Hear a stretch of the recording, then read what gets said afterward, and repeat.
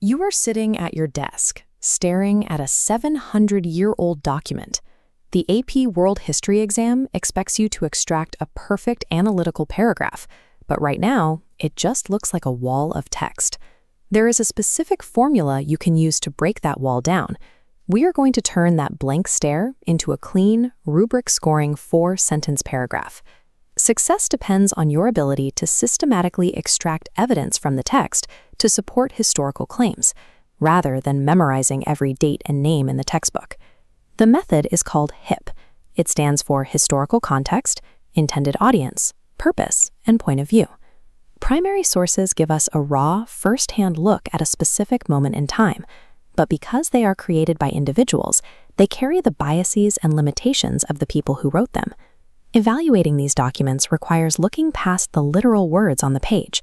We have to figure out exactly who wrote the text and why it exists. Let's look at a recognizable example.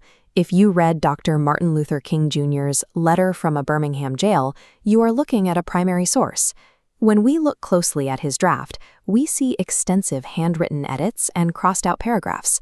This shows us that the document is an actively constructed argument, carefully edited to achieve a specific goal. The HIPP method trains us to read like a historian. We stop taking the text at face value and start interrogating it for its underlying motives. Let's apply this, starting with the H for historical context.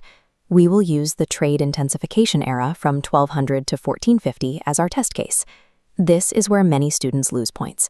A sentence that starts with, "In the 1200s, things were happening," is too vague to earn credit. To build proper historical context, you need a 3-part framework. You state what changed, why it changed, and what the effects were. Imagine we are analyzing this 1300s merchant's ledger. Step 1. What changed? Eurasian trade networks became larger and safer. Step 2. Why? The Mongol Empire expanded, creating political stability, the Pax Mongolica, and establishing standardized systems like paper money.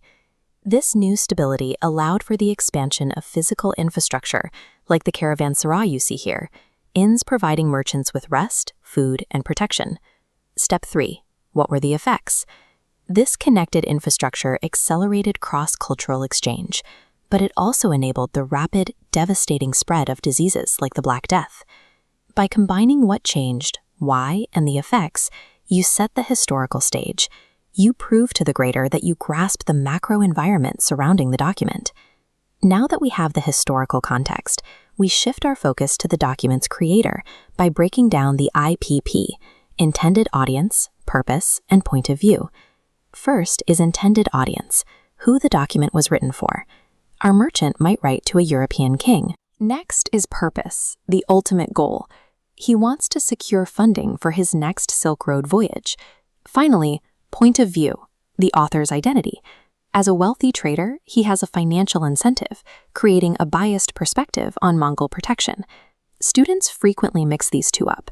Remember, purpose is what the author wants to happen. Point of view is who the author is and why their identity shapes their writing. Step 4 is assembly. We are going to take the notes we just gathered and synthesize them into a single, cohesive paragraph. We start with historical context. During the 1300s, Mongol Empire expansion secured trade routes, intensifying Eurasian commerce. Next, audience and purpose. Writing to a European king, the merchant details his journey to secure funding. Finally, point of view. As a wealthy trader, the author holds a favorable bias toward Mongol stability, which benefits his interests. This specific anatomy, layering the macro history of the era with the micro motives of the author, shows a deep analytical comprehension. This is exactly what the rubric requires for full points. This targeted historical analysis provides exactly what the AP grading rubric looks for in a perfect artifact evaluation. Notice that we didn't need to recite an entire textbook chapter. This method relies entirely on the structured extraction of facts and motives from the source in front of you.